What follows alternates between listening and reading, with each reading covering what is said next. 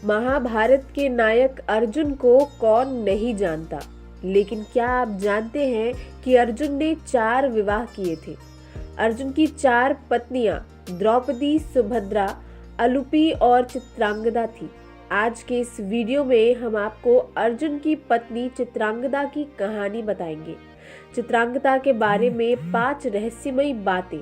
Video start करने से पहले अगर आपने हमारे चैनल को सब्सक्राइब नहीं किया है तो सब्सक्राइब करें, वीडियो को अंत तक देखें और कमेंट सेक्शन में जय श्री हरि लिख परमात्मा को अपना आभार प्रकट करें। वनवास के दौरान कुंती पुत्र अर्जुन एक बार महेंद्र पर्वत होकर समुद्र के किनारे चलते चलते हुए मणिपुर पहुंचे। वहां उन्होंने मणिपुर नरेश चित्रवाहन की पुत्री चित्रांगदा को देखा तो देखते ही रह गए, क्योंकि वह बहुत ही सुंदर थी। तब उन्होंने मणिपुर के नरेश के समक्ष पहुंचकर कहा, राजन, मैं कुलीन क्षत्रिय हूँ, आप मुझसे अपनी कन्या का विवाह कर दीजिए। चित्रवाहन के पूछने पर अर्जुन ने बतलाया कि मैं पांडुपुत्र अर्जुन हूँ। राजा चित्रवाहन ने अपनी पुत्री को देने के लिए अर्जुन के समक्ष एक शर्त रखी। शर्त ये थी कि उसका पुत्र अर्जुन और चित्रांगदा का पुत्र चित्रवाहन के पास ही रहेगा, क्योंकि पूर्व युग में उसके पूर्वजों में प्रभंजन नामक राजा थे। उन्होंने पुत्र की कामना से तपस्या की थी, तो शिव ने उन्हें पुत्र प्राप्त करने का वरदान देते हुए ये भी कहा था कि हर पीढ़ी में एक ही संतान हुआ करेगी। अतः चित्रवाहन की संतान वह कन्या ही थी। नरेश ने कहा, मेरी एक ही कन्या है, इसे मैं पुत्र ही समझता हूँ। इसका मैं पुत्री का धर्म अनुसार विवाह करूंगा, जिससे इसका पुत्र हो जाए और मेरा वंश प्रवर्तक बने। अर्जुन ने कहा, ठीक है, आपकी शर्त मुझे मंजूर है। और इस तरह अर्जुन और चित्रांगदा का विवाह हुआ। कुछ काल तक अर्जुन ने चित्रांगदा के साथ वैवाहिक जीवन का आनंद लिया और उसके बाद उनको एक पुत्र हुआ। पुत्र का नाम बभ्रुवाहन रखा गया। पुत्र जन्म के उपरांत उसके पालन का भार चित्रांगदा पर छोड़ अर्जुन ने विदा ले ली। चलने से पूर्व अर्जुन ने कहा कि कालांतर में युधिष्ठिर राजसूय यज्ञ करेंगे, तभी चित्रांगदा अपने पिता के साथ इंद्रप्रस्थ आ जाए। वहां अर्जुन के सभी संबंधियों से मिलने का सुयोग मिल जाएगा। फिर एक बार जब युधिष्ठिर ने अश्वमेध यज्ञ किया, तब यज्ञ का अश्व मणिपुर जा पहुंचा। अश्व के साथ अर्जुन थे। वह घोड़ा घूमते घूमते मणिपुर जा पहुंचा।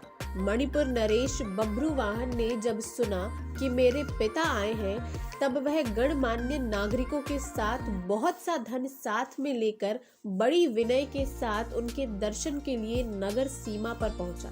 मणिपुर नरेश को इस प्रकार आया देख अर्जुन ने धर्म का आश्रय लेकर उसका आदर नहीं किया।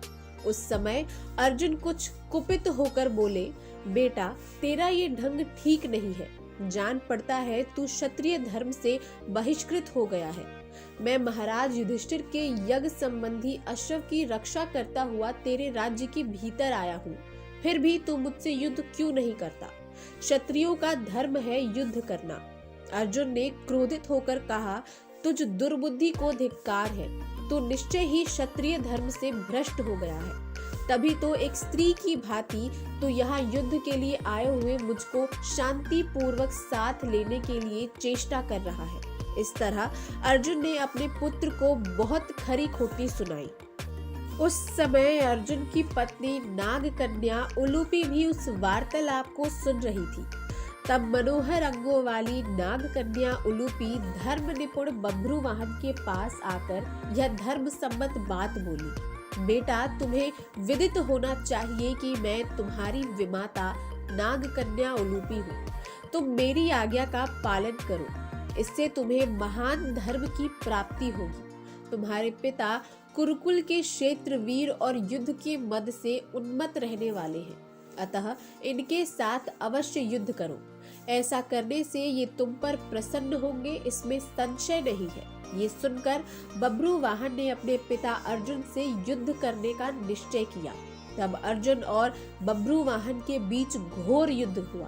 कहते हैं इस युद्ध में बभ्रुवाहन मूर्छित हो गए और अर्जुन मारे गए। अर्जुन के मारे जाने का समाचार सुनकर युद्ध भूमि में अर्जुन की पत्नी चित्रांगदा पहुंचकर विलाप करने लगी। वह उलूपी से कहने लगी कि तुम्हारी ही आज्ञा से मेरे पुत्र बब्रुवाहन ने अपने पिता से युद्ध किया। चित्रांगदा ने रोते हुए उलूपी से कहा कि तुम धर्म की जानकार हो बहन, मैं तुमसे अर्जुन के प्राणों की भीख मांगती हूँ। चित्रांगदा ने उलूपी को कठोर और विनम्र दोनों ही तरह के वचन कहे। अंत में उसने कहा कि तुम ही ने मेरे बेटे को लड़ाकर उनकी जान ली है। मेरा बेटा भले ही मारा जाए, लेकिन तुम अर्जुन को जीवित करो, अन्यथा मैं भी अपने प्राण त्याग दूंगी। तभी मूर्छित बब्रुवाहन को होश आ गया और उसने देखा कि उसकी माँ अर्जुन के पास बैठकर विलाप कर रही है और विमाता उलूपी भी पास ही खड़ी है। बब्रुवाहन अपने पिता अर्जुन के समक्ष बैठकर विलाप करने लगा और प्रण लिया कि अब मैं भी इस रणभूमि पर आमरण अनशन कर अपनी देह त्याग दूंगा। पुत्र और माँ के विलाप को देख सुनकर उलूपी का हृदय भी पसीज गया और उसने संजीवनी मणि का स्मरण किया।